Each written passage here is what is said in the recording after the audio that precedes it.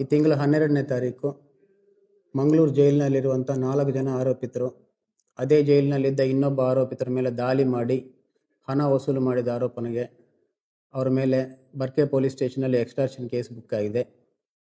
ಈ case investigation ಟೈಮಲ್ಲಿ ಇದರಲ್ಲಿ ಕೆಲವು ಆರೋಪಿತರ ವಿರುದ್ಧ 2 ಪ್ರಕರಣಗಳಿದ್ದಾವಂತ ಗೊತ್ತಾಗಿದೆ.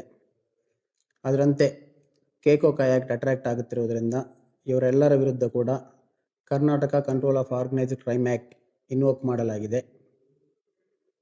ಯಾರೇ ಆರೋಪಿತರು ಈಗಾಗಲೇ 2 ಪ್ರಕರಣ ಇದ್ದು ಮತ್ತಿನ್ನೊಂದು ಪ್ರಕರಣದಲ್ಲಿ ಭಾಗಿಯಾಗಿದ್ದರೆ ಅವರ ವಿರುದ್ಧ ಕೇಕೋಕಾ ಆ್ಯಕ್ಟ್ ಇನ್ವೋಕ್ ಮಾಡಲಾಗುವುದು.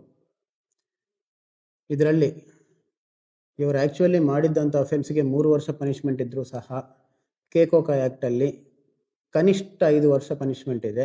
ಕನಿಷ್ಠ 5 ವರ್ಷದಿಂದ ಜೀವಾವಧಿ ಶಿಕ್ಷೆವರೆಗೂ ಪನಿಷ್ಮೆಂಟ್ ಆಗುವಂಥ ಒಂದು ಪ್ರೊವಿಷನ್ ಇದೆ. ಅಷ್ಟೇ ಅಲ್ಲದೆ ಯಾವುದೇ ಪ್ರಕರಣ ಇಲ್ಲದರೂ ಕೂಡ ಈ ಆರೋಪಿತರ ಜೊತೆಗೆ ಅಂದರೆ ಈಗಾಗಲೇ 2 ಪ್ರಕರಣಗಳಿದ್ದಂಥ ಆರೋಪಿತರ ಜೊತೆಗೆ ತಿರುಗಾಡಿ ಅವ್ರ ಜೊತೆ ಗ್ರೂಪ್ ಕಟ್ಟಿಕೊಂಡು ಅಥವಾ ಸಿಂಡಿಕೇಟ್ ಮಾಡಿಕೊಂಡಿದ್ದಂಥವರಿಗೆ ಕೂಡ ಮೆಂಬರ್ಸ್ ಆಫ್ ಆರ್ಗನೈಸ್ಡ್ ಗ್ಯಾಂಗ್ ಅಂತ ಒಂದು ಸೆಕ್ಷನ್ ಇದೆ. ಯಾರೇ ಇರಲಿ ಈ ಗ್ಯಾಂಗ್ ಮೆಂಬರ್ಸ್ ಆಗಿದ್ದರೆ ಅವರಿಗೆ ಕೂಡ ಕನಿಷ್ಠ 5 ವರ್ಷ ಶಿಕ್ಷೆ ಆಗುತ್ತೆ. ಆದ್ದರಿಂದ ಯಾವುದೇ ಪ್ರಕರಣದಲ್ಲಿ ಭಾಗಿಯಾಗದಂಥ ಎಲ್ಲರೂ ಕೂಡ ಯಾವುದೇ ಕಾರಣಕ್ಕೆ ಈಗಾಗಲೇ ಕೇಸಸ್ಸಲ್ಲಿ ಭಾಗಿಯಾದವ್ರ ಜೊತೆಗೆ ತಿರುಗಾಡಬೇಡಿ.